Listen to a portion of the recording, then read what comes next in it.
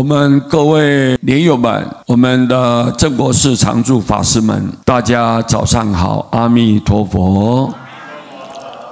下面呢，师父要讲一个很有趣的公案，叫做木桶人参。一位木匠啊，他砍了一棵树，做了4个木桶。那么这个木桶呢，一个要装粪，就叫做粪桶。众人躲着，大家都不愿意靠近。一个装水就叫做水桶，众人都在使用。一个装酒呢，就叫做酒桶，众人都在品尝着。一个装钱就叫做钱桶，众人非常的喜爱啊。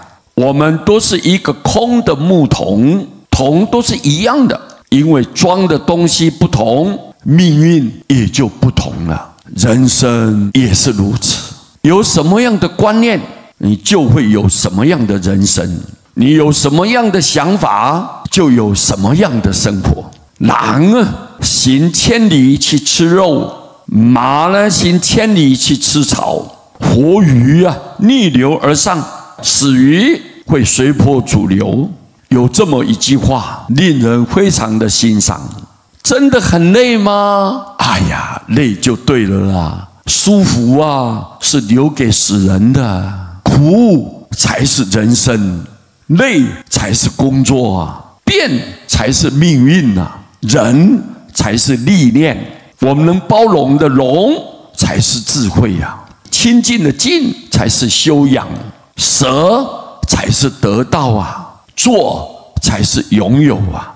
如果感到此时的你自己很辛苦，请告诉你自己，容易走的都是下坡的路啊，要坚持住，因为你正在走上坡路。这就是人生。成功的路上离不开贵人的帮助，有名师的指点，朋友的理解，小人的刺激，亲人的支持。人生不易啊，我们一方面生活，一方面要好好珍惜。这是一个很简短又很明了的故事。木桶的价值并不是木桶本身，而是装的东西是什么。人也是一样的，人真正的价值并不在外貌，身体不过是一副臭皮囊啊。美好的外貌确实会比别人获得更多的机会，但最后决定一个人的成功与否，他的价值核心却是内在的才华，你的心性跟智慧。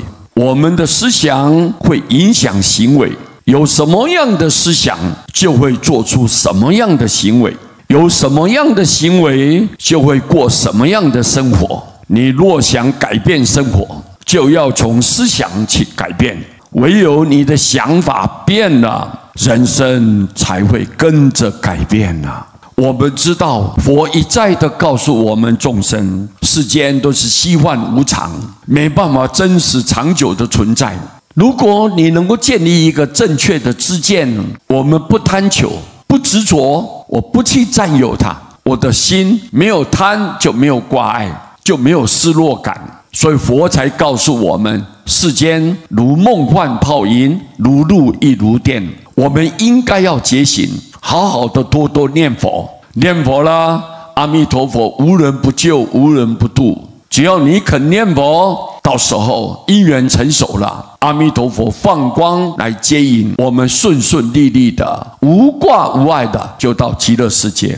一到了极乐世界，一定成佛，绝对成佛的，这是佛给你保证的。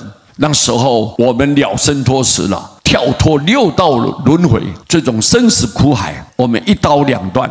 到时候我们过的日子是多么的喜乐。所以各位一定要好好的珍惜，好好的把握自己在人生短暂的生活过程里面，一定要记到，我们要赶紧珍惜时间，把握你的生命，精进的念佛，自然未来的日子充满了幸福、光明跟希望。谢谢大家，阿弥陀佛。